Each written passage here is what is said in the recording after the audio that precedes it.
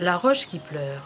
C'est là que le corps sans vie et à moitié dénudé de Pravin Kanakia est retrouvé le 11 décembre 2020. Sa disparition avait été signalée par son épouse Reshmi la veille. Depuis, cette veuve ne cesse de réclamer justice pour son époux, pour le père de son petit garçon qui avait 2 ans au moment de la mort de son papa adoré. On fait un appel tout le monde, si vous avez quelque chose de l'avoir, viens dire. Mais tout de suite, attendre la vérité triompher. Je vais juste faire une request tout le monde. Merci. Car si le rapport de la police a conclu à un suicide, la famille est catégorique. Pravin Kanakia a été assassiné. Tout cela n'est pas sans rappeler l'affaire Kisnen. Mais qui aurait pu vouloir sa mort? Il y en a des raisons qui m'ont trouvé, parce qu'il y a pluriel, ça, hein, ou bien dire. Il n'est pas capable de faire du monde, parce qu'il y a des trois du monde qui peuvent faire. Et d'ailleurs, nous avons sa version, et qui, l'écho, ils étaient à soir, et nous avons un PCA qui entendait. Vous connaissez PCA à soir, vous êtes content de tranquillité. Et quand Walcott Roche qui pleure, gris-gris, sa place là, apporte les bruits des vagues au patin de l'année. C'est quand des gens peuvent causer sur l'écho qu'il fait, ou tendez. Je te connais des gens in. Quelques mois avant son décès tragique, Pravin Kanakia avait été transféré au ministère des Finances où il occupait le poste de Procurement and Supply Officer. Avant cela, il était affecté au ministère de la Santé, à la Government Analyst Division plus précisément, soit au moment où éclatait le scandale de l'achat de masques, notamment pendant la période de Covid. Voici ce qu'a dit son beau-frère Harris au tribunal de Souillac pendant l'enquête judiciaire. Mon beau-frère a beaucoup de pression pendant qu'il pays en confinement en mars 2020. Il était obligé de travailler pendant le confinement. Il était dit qu'il faut slip au travail. Jamais il pas de détails seulement. Il était assez déçu sur ce travail. Il était dit à moi qu'il a envie de transfert à cause il était trop beaucoup de pression depuis là-haut. Il a envie à le travail d'une autre place côté la moins pression. À la découverte du corps de Pravin Kanakia, la National Coast Guard a été alertée. Ce jour-là, le patrouilleur rapide est resté à son poste d'amarrage à quelques cordées du buste de François Vicomte de Souillac. La raison étant que le corps a été retrouvé à quelques pas d'une crique. C'est l'ex-inspecteur Ramnaren Siusaha qui était aux commandes de l'équipe de garde-côte ce 11 décembre 2020.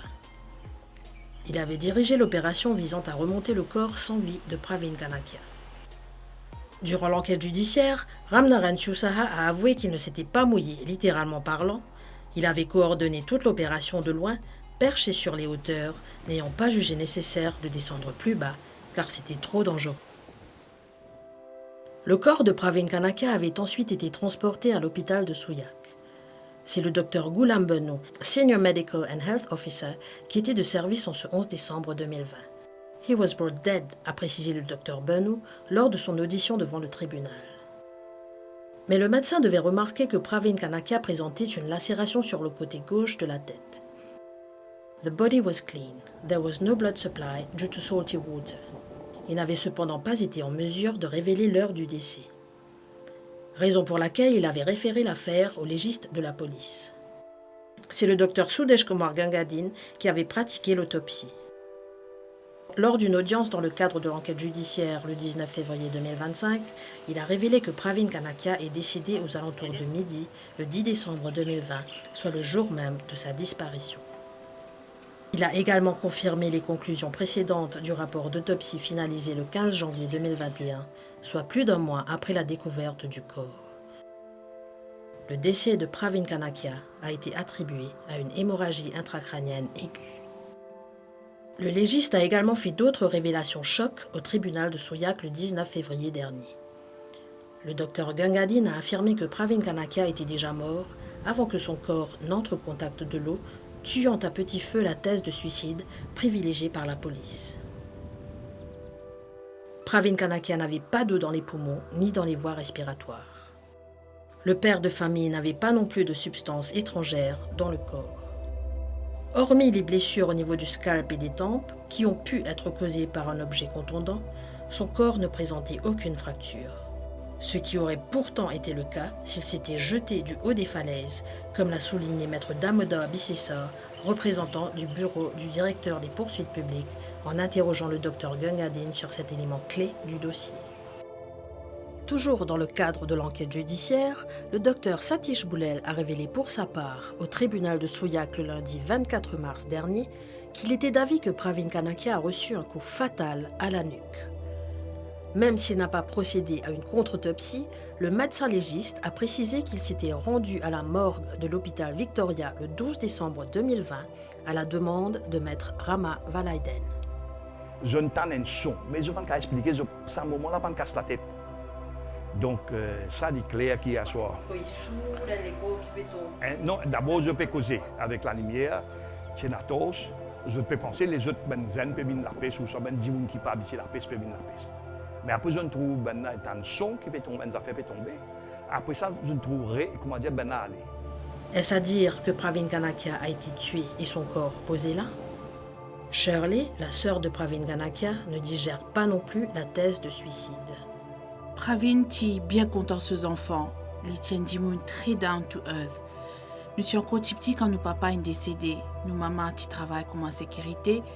Pravin qui travaille pendant les vacances pour aider la famille. Il est comme un papa dans la case. Jamais il n'y a pas de problème avec personne dans l'endroit. Tout Dimoun est bien apprécié. C'est le 5 décembre 2020 que Shirley a entendu la voix de son frère pour la dernière fois. Nous sommes supposés à faire shopping ensemble 6 jours après, mais c'est ce l'enterrement qui nous levait ce jour-là. Les questions la taraudent toujours, alors qu'elle apprenait la disparition de Pravin le 10 décembre, suite à un appel de sa belle-sœur. Rachmi t'y colle moi 11h30. Il t'y dit à moi qu'il colle mon frère beaucoup de fois, mais qu'il n'est pas pu répondre. Moi t'y dis à ma belle-sœur s'il y a un problème avec lui. Rachmi dit à moi non. Mon colle Pravin moi aussi, mais ce téléphone est out of reach. Soit aussi, mon call plusieurs fois. Pas si facile du tout. Mon frère n'a aucune raison pour les suicider. Il est fait grand dans ce nouveau la case. Il a envie de faire un deuxième enfant. Pravin Kanakia avait-il des dettes? Rappelons qu'il avait contracté des emprunts immobiliers. Harris est revenu lors de l'enquête judiciaire sur leur dernière rencontre en août 2020. Le petit cause un peu ça joue là. Il dit à moi qu'il y a un problème finance ce budget pour la case qui est dépassé. Il aussi dit à moi qu'il se bopait à tirer de lit pour un travail aluminium sur la case. Lors de cette ultime rencontre, son beau-frère avait une nouvelle fois évoqué ses problèmes au travail. C'est ça jour là même, il dit à moi, il a envie de bouger de ce travail à cause il si bien trop pression. Ceux qui l'ont côtoyé au travail rejettent également la thèse du suicide. Parmi Dinesh Kumar Korag, aujourd'hui Customs Officer à la Mauritius Revenue Authority.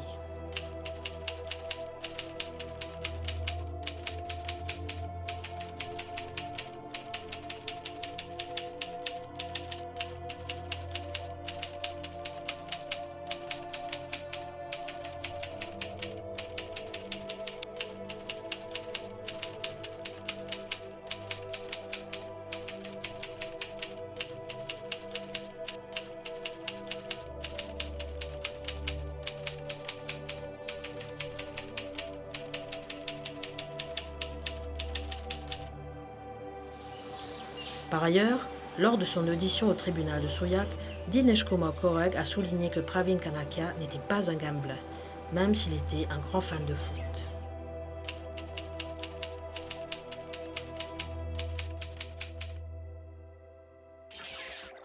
Parmi les nombreuses zones d'ombre dans cette affaire, il y a la disparition des images CCTV. Dans ce chemin-là, il y a une Safe City caméra. Ça aussi, il n'y a aucune image. Si posé pour une seconde, que M. Kanakia a un point de transport public, on a compté, connaît combien de caméras il y a dans ce chemin-là. Parce qu'il y a des gens qui ont un bungalow. Ordinairement, il y a des gens qui ont un bungalow, qui ont un moyen. Je te mets un Safe City, parce que je ne suis pas là tout le temps. Mais personne, tout paie là. Combien de caméras? Paie là. Nous payons 14, nous payons compter. Les données de son téléphone n'ont pas été analysées non plus. Téléphone aussi, il finit et peine à rien. Sur ben téléphone, ben numéro aussi, peine à grand chose. Pas de fini là. Les empreintes digitales ont-elles été prélevées sur le sac à dos vide de Pravin Kanakia retrouvé sur la plage? Quand les coins retrouvés, pas un sac là même jour. Oui. C'est après, bien après qu'il gagne un sac là, l'eau du sable. Et d'ailleurs, moi, j'accompagne Mme Kanakia, tiens à moi, si je ne pas trompé, Anouk Goudari, et nos camarades toujours Sanjiv. Et quand moi, j'ai contesté le contenu, quand Mme là, tu dis, que toutes ces bonnes affaires dans ce sac. Le jour de sa disparition, le 10 décembre, comme à l'accoutumée, Pravin Kanakia et son épouse ont quitté leur domicile à Plaine-Magnan le matin pour se rendre au travail. Pravin Kanakia a déposé Reshmi à Eben avant de se rendre au bureau. Sa voiture, une Toyota blanche, a d'ailleurs été retrouvée sur un parking de l'université de Maurice à Réduit. Comment Pravin Kanakia a-t-il atterri alors à Souillac? Quelqu'un est-il venu le chercher en voiture? Reshmi affirme que son époux a tout bonnement été kidnappé. Nous connaissons qui s'y mène une faire. Nous connaissons grand matin, il sortit sur la case, il vient sur le travail dans Réduit, et il vient dans Réduit, il quitte sur l'auto dans Réduit, pour y aller trouver dans Roche qui pleure, près de Gris-Gris. Et donc, il prend un autre transport. Certains se demandent comment le montant de l'assurance concernant le home loan de 3,2 millions de roupies contracté par les époux Kanakia auprès de la SBM a été déboursé aussi rapidement, soit un peu plus de 2 mois après son décès. Jointe au téléphone, la Claims Officer à la Mauritius Union Assurance a confirmé ce qu'elle a dit lors de son audition au tribunal de Souillac. La procédure a été respectée pour le remboursement du solde du home loan du couple Kanakia. Nous avons officiellement reçu cette réclamation le 8 février 2021. Il y avait plusieurs documents en pièces jointes, notamment ceux liés à la cause du décès, le certificat de décès, l'acte de mariage du couple et les cartes d'identité. La Master Policy a été consultée. Nous avons alors passé en revue le contrat existant entre la SBM et la Mauritius Union pour voir si tous les critères étaient respectés avant de procéder au remboursement. L'assurance vie entre-t-elle en jeu même en cas de suicide? Oui, avons-nous appris, mais uniquement dans le cas où le décès est survenu plus de 12 mois après que les clients y ont souscrit. 6 mois après cette tragédie qui a coûté la vie à son époux, Reshmi Kanakia a s'envolé pour la Nouvelle-Zélande avec son fils.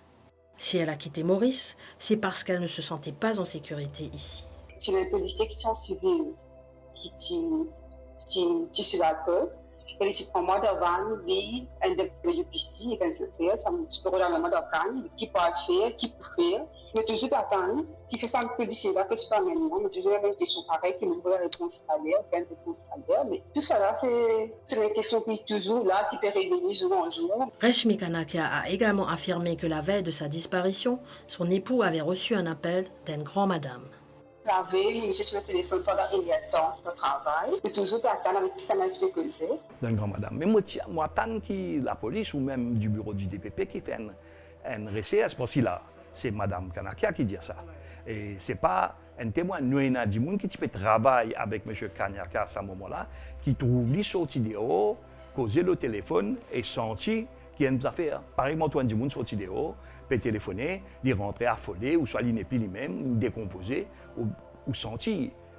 Comment la police a-t-elle conclu à un suicide avant même de mener l'enquête? La police, il fait sur l'enquête en fonction des bons éléments qu'il recevoir, des informations qu'il recevoir. Mais ça, l'enquête de Kanakia, dès le début, tu paraît suspect. L'affaire Kanakia a été moins médiatisée que celle de Supramania Kisnen, qui a, elle, été plusieurs fois évoquée au Parlement, notamment durant la séance du mardi 4 mars dernier. I wish to reiterate that I'm not at all satisfied with the way the investigations have been carried out in this case. This case is of utmost priority to the police, and the new Commissioner of Police has set up a dedicated team at the Central CID to conduct an in-depth inquiry with clear-cut instructions to review all the recorded statements which are being done now. The retired police officer with extensive expertise in criminal investigation has been appointed as advisor to the Central CID to look into the whole investigation again. We will be enlisting the services of inquiry officers from abroad. I've already initiated actions to enlist the services of foreign investigating bodies to assist the police force in its investigations so that we will ensure that light is shed on this case as well as the other unresolved cases. Il n'en demeure pas moins que cette mystérieuse disparition suscite également de très nombreuses interrogations. La douleur des proches de ce père de famille ne s'estompe pas malgré le temps qui passe. Reshmi et Pravin Kanakia s'étaient mariés 5 ans avant sa disparition. Leur fils avait 2 ans lorsque son papa est décédé. Ils venaient d'emménager dans leur nouvelle maison. Ils y ont fêté Diwali. Pravin avait déjà acheté le cadeau qu'il comptait offrir à son fils pour Noël.